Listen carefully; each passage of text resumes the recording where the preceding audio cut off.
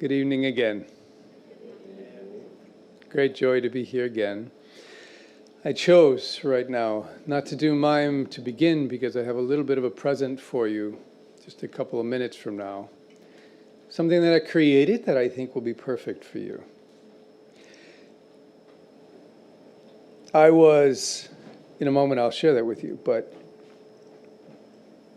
I was in front of a room with a headset on of about 30 people in Mexico, in Querétaro, which is where Devi is from. Where's Devi? There she is. I didn't know her then, but in this town they said, you'll meet Devi in 12 years. I have a prophecy. But except it was about 30 years ago, which is just 3 years before you were born. So I don't know how they knew. But I was standing before a room teaching this technique of letting go, the Sedona Method. And I had a headset on, which was the translator, porque estábamos hablando en español. They were doing it. I was speaking in English.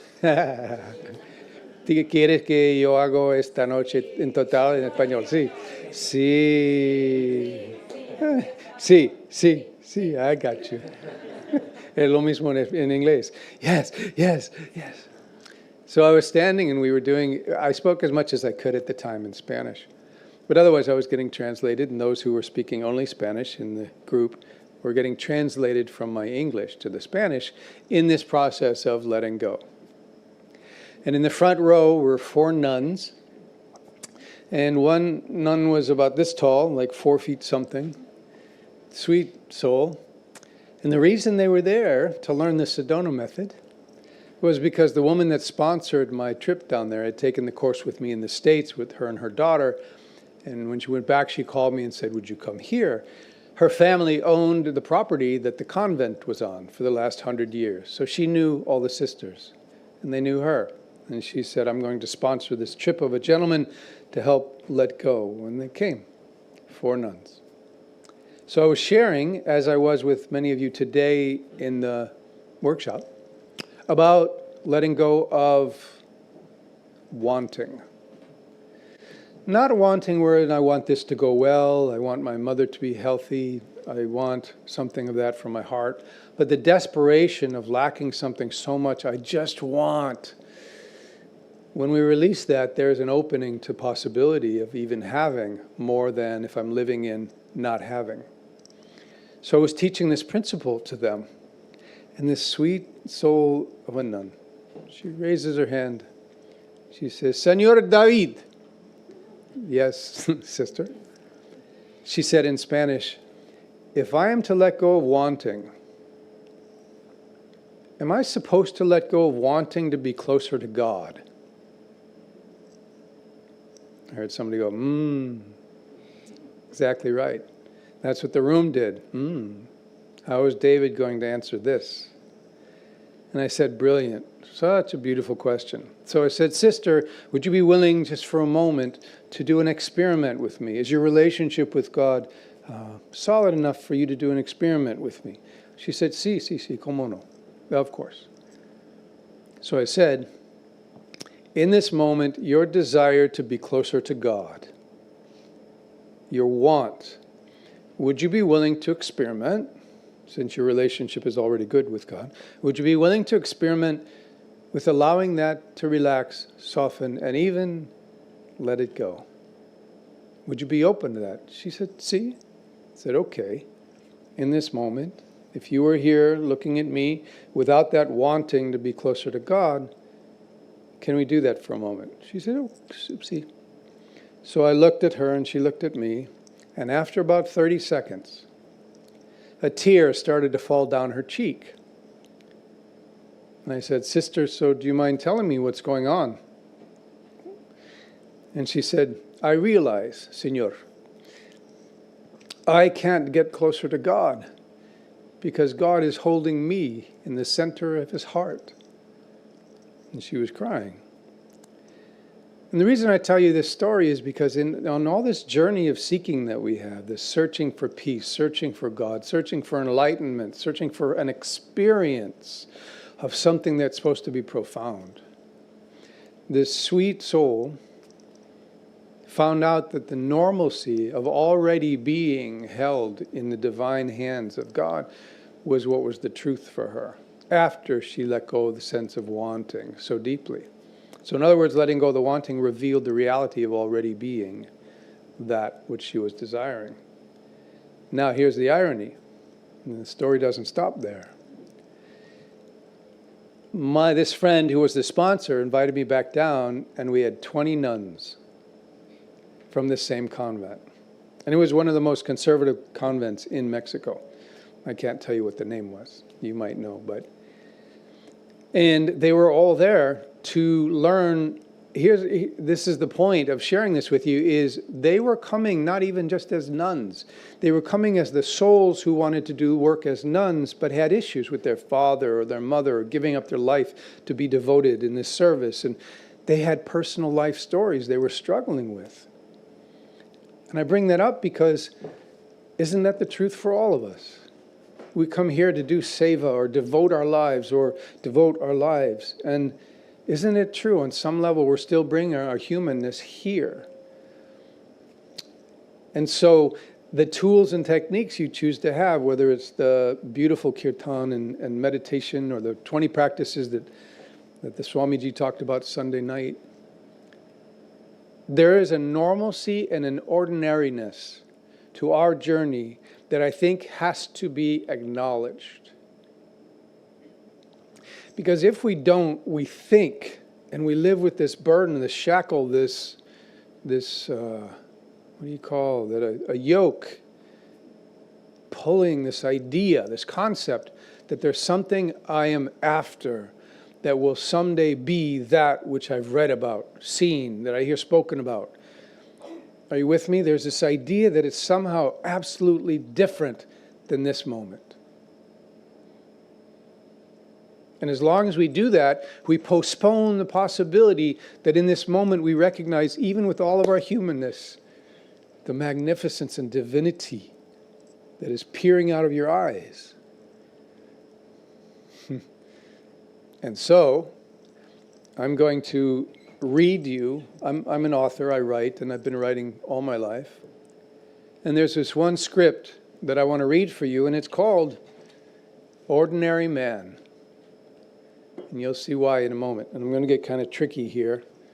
Are you ready, Vishnu? I'm going to turn it on. We're going to have a soundtrack underneath it. So I have it on, Vishnu.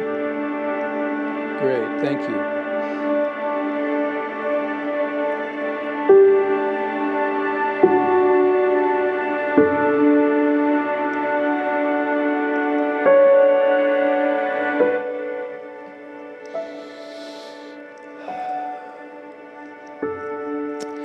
Not I, he said. No, not I. I'm just an ordinary man. Jesus. Jesus was a great man, yes, an enlightened man. A man of great love. And Buddha, now that was a great man devoted to truth. A prince. Ramana Maharshi, he continued. A sage for the ages, born in ancient India, but not I. No, I am just an ordinary man living an ordinary life. Humbly, like a child, he continued listing the great ones of which he was in awe and to whom he paid homage. His friend listened patiently with such deep compassion. After a pause, the man continued, yes, perhaps someday, after much work, I, too, will become enlightened like them, personally knowing the great love of God.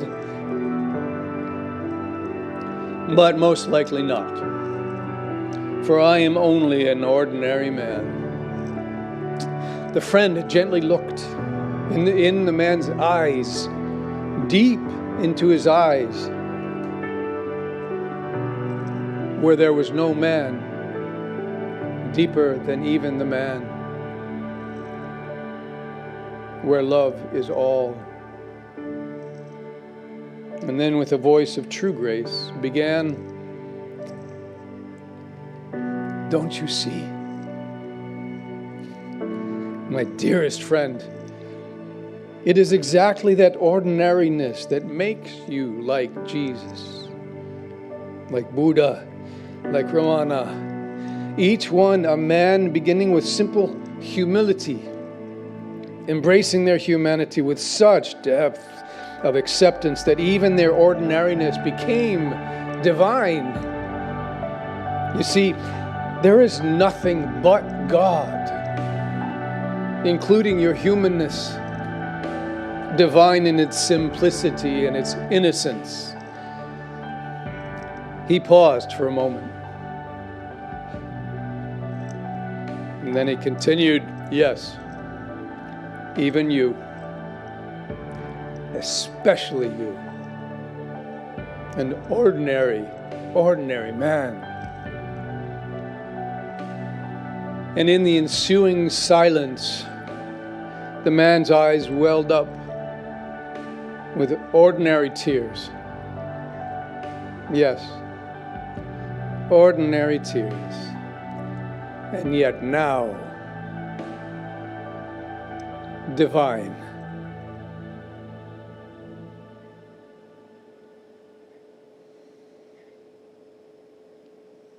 Thank you.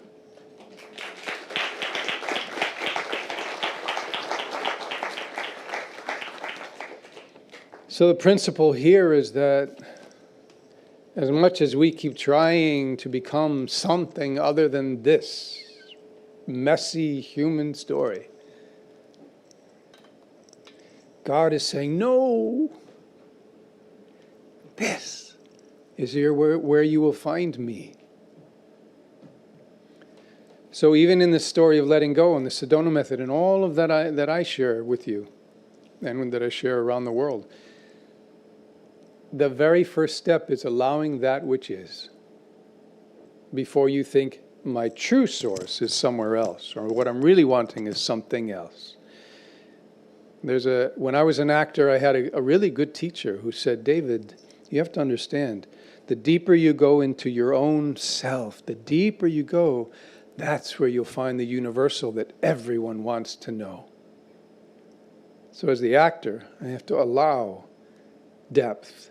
Then everyone feels depth and some kind of transformative oneness is known more deeply. So, you all hear me okay back there? Yeah, good. So, it's our ordinariness. And my hope is that in this moment that you're hearing me right now, somewhere inside you, you have some relief.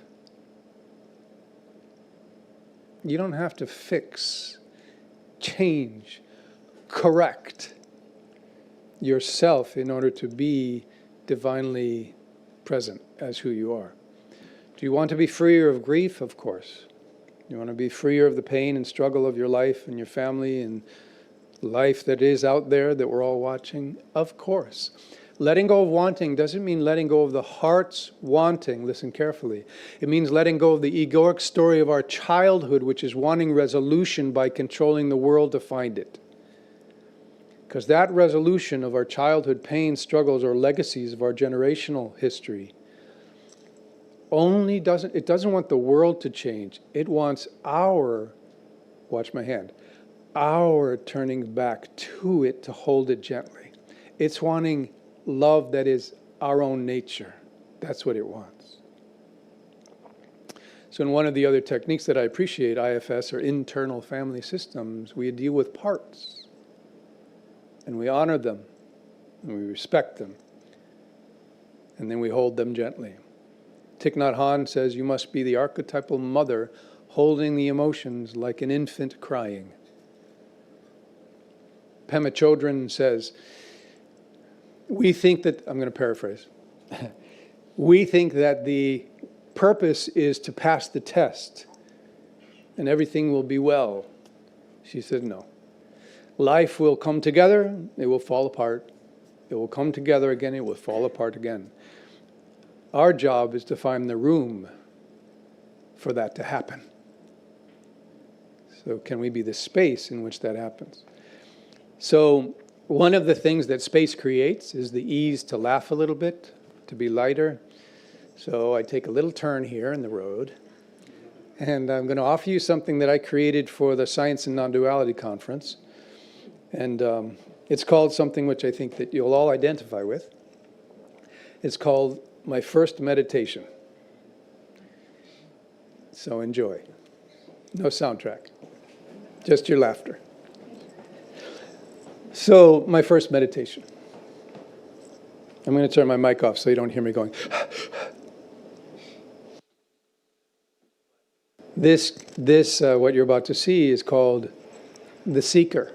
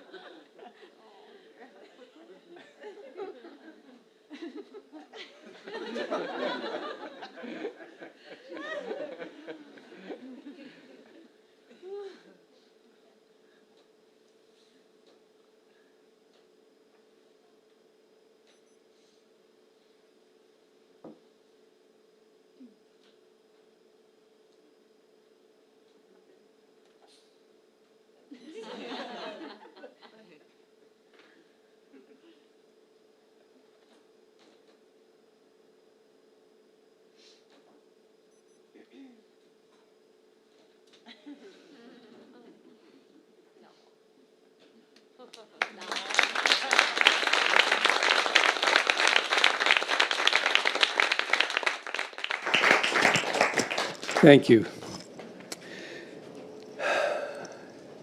In a way, even though that was funny and some fun, it was just an ordinary guy thinking that he needed to do something. And then the teacher came down to him and said, "Hey, want to go have a beer?" The guy was like, "Really? You?" Right? Just the ordinariness of us is the teaching. Because within that, our ability to be with that is the divine. So if we can be with that, we're being the divine, being with our humanness. So what I'd like to do right now is just give you an opportunity, those of you that were in the workshop. This will be for you partially, and then also for those of you that weren't. And by the way, I'll be tomorrow, as Swamiji said, so if you didn't come, you're welcome to come. I agreed that I would reveal the final universal secret only on the third day, so please come for that. And don't miss it. So there is one technique that I want to share with you. And that is this idea of what in the Sedona Method technique is called the fifth way. And it's only welcoming from the details of the story that's not letting you be at peace all the way to pure awareness. So if you follow me and you want to walk out tonight, follow me in the sense of right now, and you want to walk out tonight a bit lighter, which you'll be anyway, just because of the beauty of how the evening is designed, a beautiful kirtan and heart prayer and beautiful kirtan. I would like you, if you would be willing, to think of something that's in the back of your mind that somehow doesn't let you be as at peace as you would like. Just take a minute. Something that isn't quite letting you be as at peace as you would like. Okay, it doesn't have to be big or just something, all right? Now, whatever that is, I'm just going to ask some questions. So follow me if you would. The first question is, can you allow or acknowledge the details of that story, the imagery, perhaps some sounds of someone's voice, memories, just for the moment? It's like a package. Would you be willing to accept the details and parts of the story that make up this issue, to whatever degree that's here in this moment? You don't have to make it big, just what's here. Can you acknowledge or allow that that's here to the degree it is? This could be called an open heart release. Second question, can you welcome your wanting anything to be different? Can you welcome or allow or acknowledge there's a part of you that wishes something was different, or wanting to control or alter anything about that story? It's just an acknowledgement, okay? Next question. Can you notice some part of you that could explain or even justify or defend why this is an issue? David, you don't understand. What happened to me, right? That kind of thing. Could you welcome or defend that part of you that could easily say, this is why I feel this way? Okay, just honor that for a second. It's okay. Then would you also respect and honor and allow the part of you that desires freedom in your deepest heart?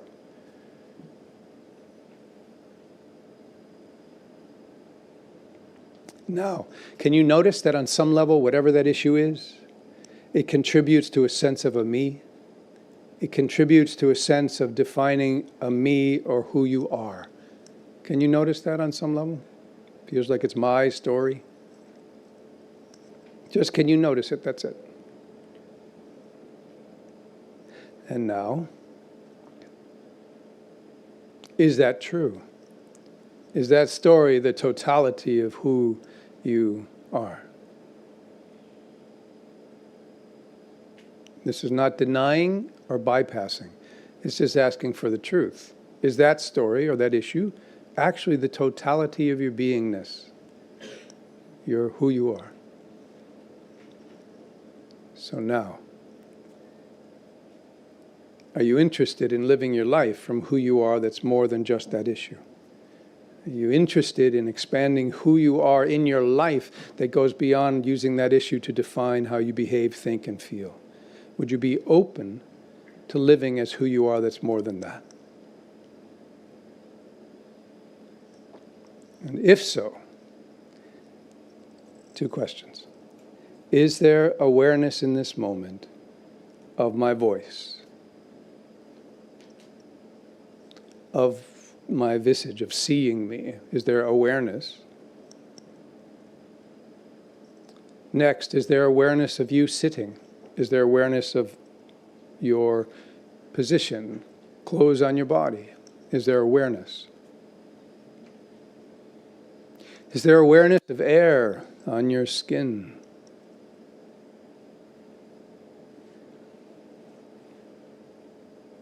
Is there awareness of sounds, near or far?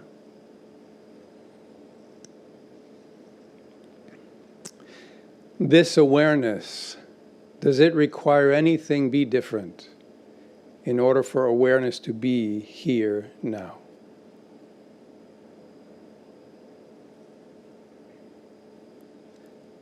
And if it requires nothing different in this moment, would you be willing to rest or relax into this awareness in which all stories, this story you're thinking about, and all stories come and go?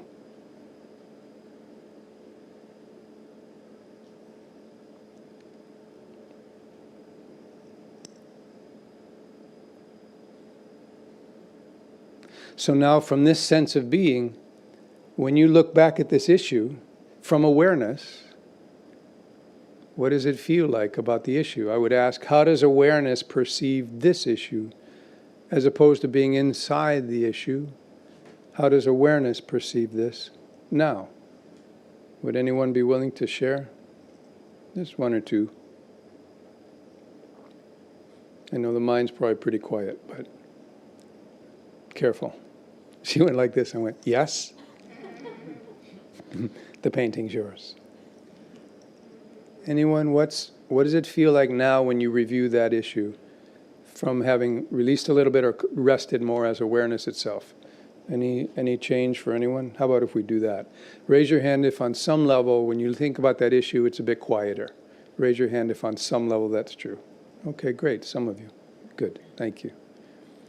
So that series of about 10 questions basically says, yes, I feel all of this. These are the details. Yes, I wish they were different. Yes, I could tell you why I feel this way. Yes, I also want freedom. Yes, it feels like that's who I am. And no, it's not the totality. That's a big adjustment. And yes, I'm interested in living from who I am that's more than just that issue. And if we translate that further, I wish to live as my unbound, unlimited, unconditioned self as best I can in my life. I come to ashrams for that. I sing kirtan for that. I pray, I meditate, I release in order to live from this freer state. So that technique is just called the fifth way. And this wasn't meant to be a plug, but on my YouTube channel, I actually ask you those questions. So if you want to watch me doing that, you can do that. So I'm going to come towards an end here because we have a little something special for you, other than what I did. I'm going to end, this isn't so profound, but it's fitting. We hold on to our identities a lot. Who I am, my issues, my problems. Don't take those from me, because if those are taken away, who am I? I'm nothing. But you have qualities you were born with that are meant to shine this lifetime. I have mine. I'm in my body a lot. That's part of who I am. I'm curious, infinitely curious. It's part of why I do my work the way I do. I'm a good listener. These are things I've had since a boy. You have qualities that are uniquely supposed to shine as you. So if you let go of your suffering, don't worry. The only thing that'll happen is more of who you really are will shine forth. Okay? It's not abstract when we say, I just want to live as consciousness. It's not an abstract nothingness. It's actually more of a somethingness. Because now it doesn't have the filters of all the conditioning in its way. So this last one, so we are not attached to the old identities, and that discovers an amazing freedom and love. And I want to bow also, before I go, since this is my last satsang, to all the yoga teachers who are teaching. And I'm just so appreciative of those of you that are. I watch and walk by. Those that lead the kirtan. Those that prepare the food for 100, 150 people on this trip, and 300 during Christmas in Krishna Das. So I just want to bow to all here that hold the foundation available for us to be here and taste of the divine a bit more. And to the Swamijis that have devoted their lives to this. So this last thing I'm going to say is, it's actually kind of a joke. So do you know why Zen Buddhist monks can't vacuum in corners? Because they have no attachments. That was a painful, You can use that if you want. So I just want to say what a pleasure it is. I do have things coming up that are free. You can release with me online. In February and April, there's a 2-day course where I'll teach the Sedona Method, a path to not enlightenment, a path to awakening. Yeah, oops. That's in April, and I have a membership every month where you can be with me, and we can do this work. It's very reasonably cost. I supply meditations, and if you like my voice, I have music, and it's a wonderful experience. I love doing the meditations. There's a whole library. And there are other souls around the planet, and we meet once a month to gather. It's called the Awakening Circle Community. So think about that. All of this is on my website, which is my name, davidellzey.com. So I'll take that hat off, sharing ways to continue in the future with me, and just say right now what a lot of gratitude I have, more than a lot, boundless. So thank you all for having me. I look forward to, and I'm coming back in 2027, I understand. I don't know. So I look forward to seeing you next time. Take good care, everybody. Bye.